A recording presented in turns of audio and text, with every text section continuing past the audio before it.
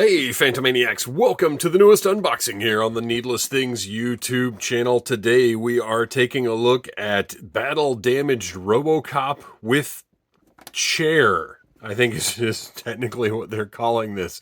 The chair does not have any kind of fancy name or anything.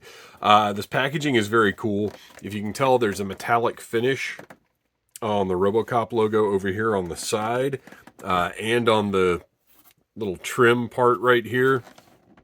And then there's a steel pattern on the rest of it. And I like how this is labeled Omni Consumer Products, almost as though this was an in-universe product, like they're marketing RoboCop to kids, which would be very appropriate, although it wouldn't be as fancy as this. I was very excited about this release because as much as you have to have a regular RoboCop, which I have reviewed here on the channel, he's still on the workbench because it's such a just interesting figure. I can't bring myself to put it up on the shelf yet. And obviously the battle damaged version has a lot more going on to look at. So it's going to be interesting. Like this guy's going to go on the shelf, and I think the regular version is going to go in the chair. And actually up here it does say includes Auto 9, blast effect, mechanical chair, data spike right hand, and interchangeable head. So yes, mechanical chair. That is the technical term for RoboCop's chair thing here. Just wild that NECA even made this. And then on the bottom of the box, you've got the credits for everybody involved in the creation of this piece of art. And then on the back here, just some illustrations of the product. And again, that metallic finish looks really sharp. I just like getting a big toy like this. Mine came from Big Bad Toy Store, but you can find them apparently in Targets. I have not seen it in Target yet, but they are showing up there. So, and I'm very concerned. I'll go ahead and tell you guys this right off the bat. I'm going to be super careful unboxing this because there are so many little thin and I'm sure rigid plastic pieces involved with this chair. I'm a little concerned about getting it out of the box. We'll see how it goes. You can see the little circular adhesive has already kind of come loose there, so we'll just open it from this side. Look at how great that window is with the grid that's kind of reminiscent of RoboCop's visual display, but just a really cool touch. RoboCop is in my opinion, is a perfect movie. One of the greatest movies ever made. I've watched it many times. Oh man, look at this. Okay, you've got a great interior panel there. With, this is some diorama work from somebody that works at NECA. With Detroit outside the window. Or Old Detroit, rather. The OCP logo up at the top there. Very cool. This is really more the hallway battle for with Ed 209, it looks like, with all of the busted up wall pieces on the floor. And there is an Ed 209 that I've got. I didn't review because I wasn't doing... I might have reviewed it on my old website, but it's not a video review.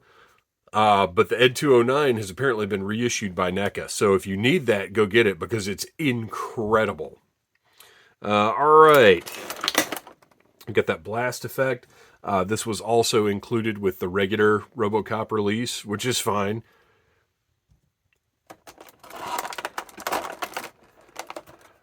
Let's turn this over and see if we've got anything securing.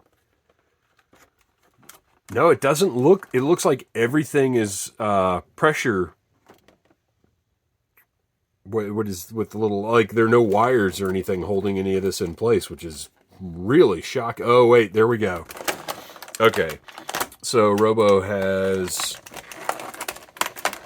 these things that I hate so much holding him in place. But that's okay. Snip right through those. And I think that's the extent of what we have holding the product in. No, there's another one right up here holding the top portion of the chair in. That's going to be wild if that's the only thing holding that chair in place. And it seems like it is. Okay, well, let's keep going. Oh man, the damage on this guy looks great. We'll get to that in a minute. We've got an alternate Murphy head that I will compare to the one that came with the regular version of RoboCop.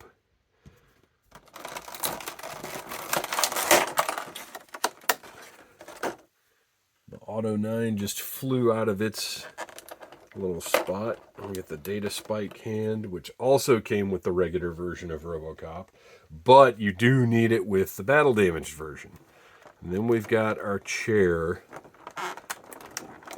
And I'm going to try and just lift directly out because look at all of those parts with the potential to just break right in two.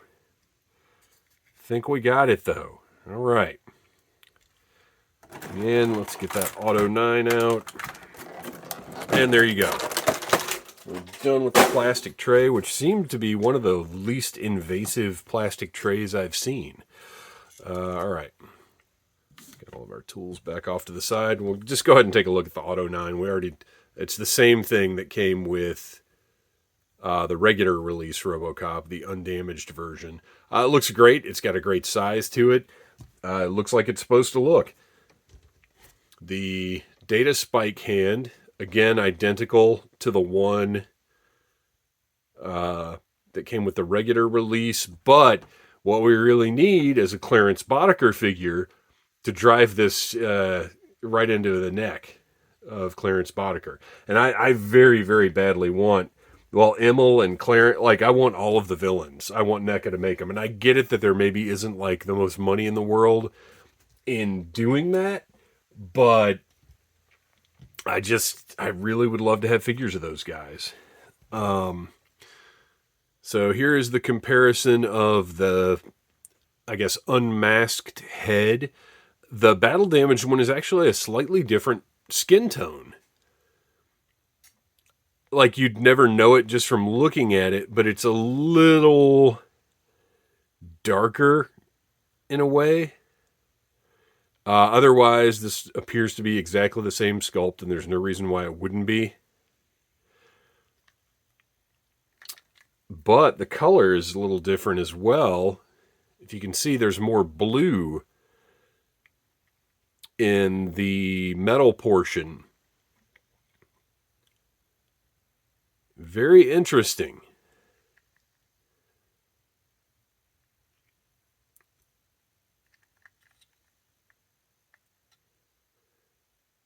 So there you go, a little side by side there. Otherwise, pretty much identical, but just the paint colors, I'm kind of surprised that they're different in that way. All right. So let's take a look at RoboCop. And man, this battle damage looks absolutely fantastic. It's not just painted on, it is sculpted in. You can actually see the bullet holes with this great wash to show, I guess, the heat damage. Well, and then this is some liquid, so the oil, RoboCop's blood, if you will, leaking out here. And take a look at that helmet with that damage going down across his eye. It would have been cool to get, there's one point in the movie where this is completely blasted out and you can actually see Murphy's eye in the eye slit. That would have been nice to get. But they didn't go that route. You can see up here on the arm, more sculpted, painted damage. So the hands are the same. I'm still, okay, so we've got rotation there. It's so bizarre to me that there's just no articulation. Oh, this guy's really tight. But I will say this, it's very cold down here in the Phantom Zone today. So some of these joints may be a little more sticky than they would otherwise be. Look at that. Even that joint. NECA could have gotten away with using the same lower joint right there, and they didn't. They sculpted those bullet holes. It looks like every piece of his armor is a new sculpt. Gosh,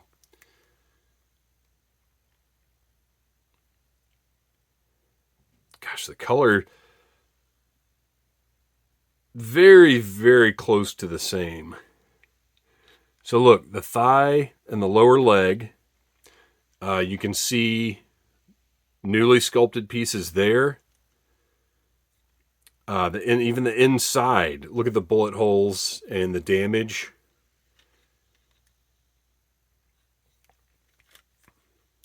The thigh up here, which I don't know if this one... Oh, interesting. So the Battle Damaged RoboCop does not have the opening thigh holster that the regular version has. I'm okay with that because that would, if they had done that, we'll put him aside. I think we're done with regular RoboCop. If they had done that, it would have broken up the look of the damage here. And I don't want that because the feature of this figure is all of this battle damage. It's what makes it so interesting.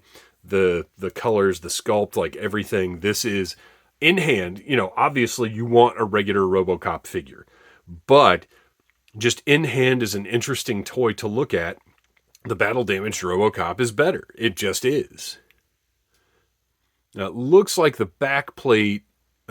Fortunately for Robo, he did not get shot in the back, I guess. Oh, no, wait, look. No, those are some little inputs. It looks like the back is the same. They just went with the oil/blood leaks over on the side there. But you can see on the back here, gunshot, nothing over here. Just beautiful detail. Even his feet are dirtier and just grungier, grimier looking. So NECA really, in my opinion, went above and beyond on this battle damaged figure. And I think it was the right call to include it with the chair because, and we'll take a look at the chair now. And if you, just to go through the articulation, you saw me bend the elbows. The shoulders are, you know, he's limited. There's just not much you can do. Okay, he does have a waist piece. And I'm trying to see there. Look, there's deco in the black portions as well. You can see this oil has leaked all the way down here. Really nice. So hips, you know, everything is just kind of limited. But RoboCop is not Spider-Man. He does not need to do Spider-Man stuff. Oh, these are nice ratcheting. Those knee joints are great. No rotation there, but I don't feel like that's something that really should be there. And then if you look at the ankles, the pistons are actually functional. I'm going to be super careful with those because you can see that one actually already bowing out just a little bit. But, you know, pretty nice. And just up and down like it doesn't have... look at the OC... Is that the OCP logo on his ankle right there? No, I think that's just sort of a hinge piece. That would be great if he had little OCPs just all over him. So, fantastic figure. This would be, for me, I would have bought this separately even without the chair because, again, it's just that interesting to look at. And then we've got the chair, which this is, does not include any baby food. I'm a little disappointed in that, I'm not going to lie. Functional wheels. The little casters on the bottom here, they don't rotate, like they don't rotate this way, but the wheels actually roll, which is kind of funny. That's hilarious. What a nice and unnecessary touch.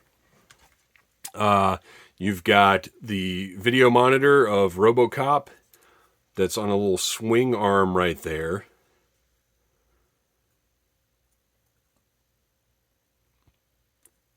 I'm trying to sort of test out how delicate any of this is. Oh my gosh, look at the arms of the chair are on bars, and they actually move forward and back. That is wild.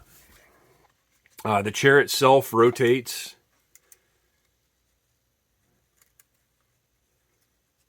Ah, this is beautiful. You've got all the wires in the back here, and these are all, flexible plastic wires, hopefully secured very well into all of their different plug-ins, but I wouldn't test it if I were you. Okay, so that doesn't rotate. Oh, our little monitor's up here on a swing arm, and so the arm swings, and the monitors themselves also rotate. Ah, this is fantastic. Although I'm seeing these are stickers rather than tampos, and the top monitor sticker is kind of coming out up here. I don't love that. But if you look at the detail on that, all the little knobs and dials and everything, the printing on the stickers looks fantastic, but they really shouldn't be stickers. That should be deco. That should be painted. This one can sort of get away with being a sticker more, but if you notice, it's not placed quite right. It's sitting a little bit high, and the top portion of the sticker is on the inner side of the lip of the monitor. So that's going to be a problem also.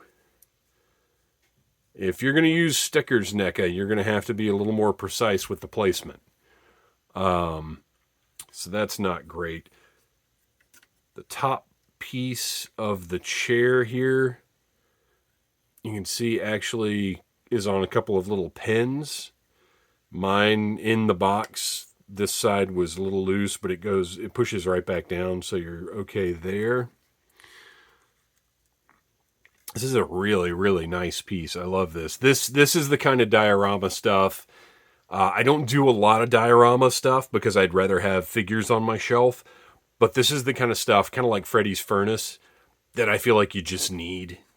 Well, honestly, this is more necessary than Freddy's Furnace, to be honest. Look at that. The monitor.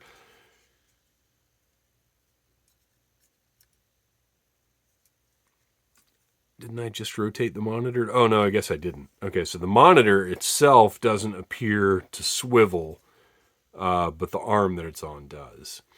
All right, let's get RoboCop into this thing and see how it looks. So the Freddy's Furnace, probably not. Oh, this is going to be interesting. How is he going to sit in this? Because he does not have legs made for sitting. How is this even going to work? Huh.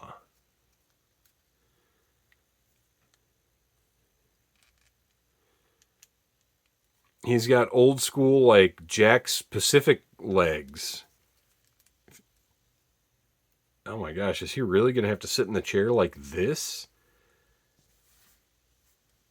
Okay, I might be... yeah, I guess that's how it's going to go. Hang on, let me grab the box here and get a little reference. Oh yeah, that's totally what's going on. He just sits like that. That's kind of funny that they couldn't have put a swivel in kind of at the top of the thigh or something to get that in there a little cleaner.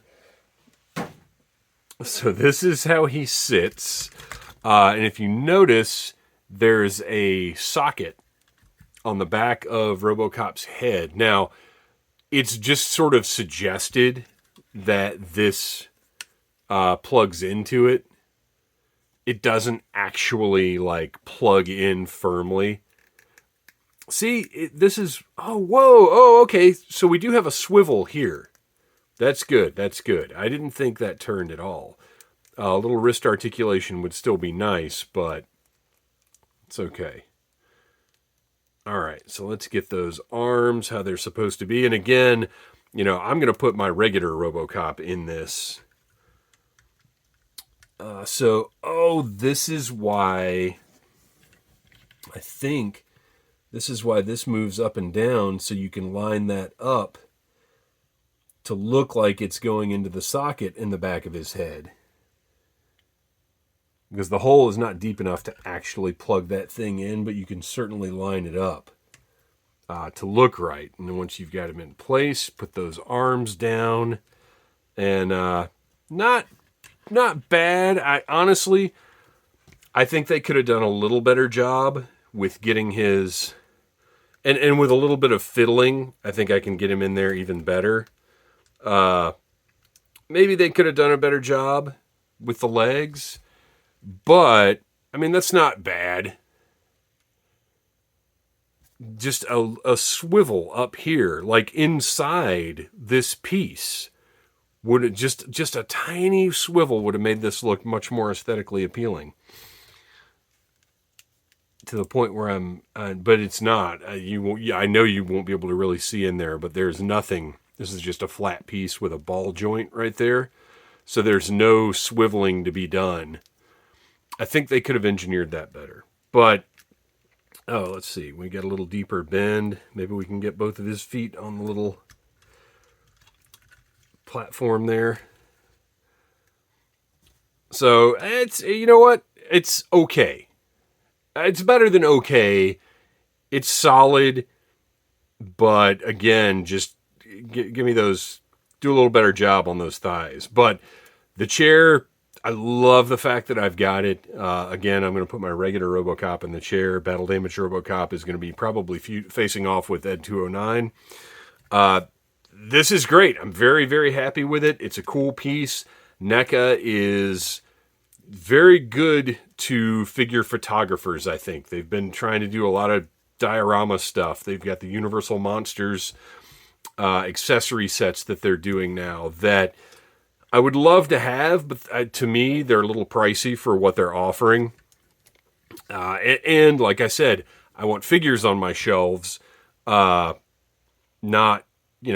sarcophagi or whatever. But this is, to me, an important part of the RoboCop lore, so I really wanted to have it. And I can kind of push it in the background, I think. So there you go. Battle Damaged RoboCop, his mechanical chair... A great piece if you're a fan of RoboCop, which you should be because it's a perfect movie, one of the best of all time. You need to have this in your collection. Thanks for watching, you guys. Please remember to like, subscribe, share, tell your friends about needless things, and stay out of trouble. Smash that like button if you like needless things.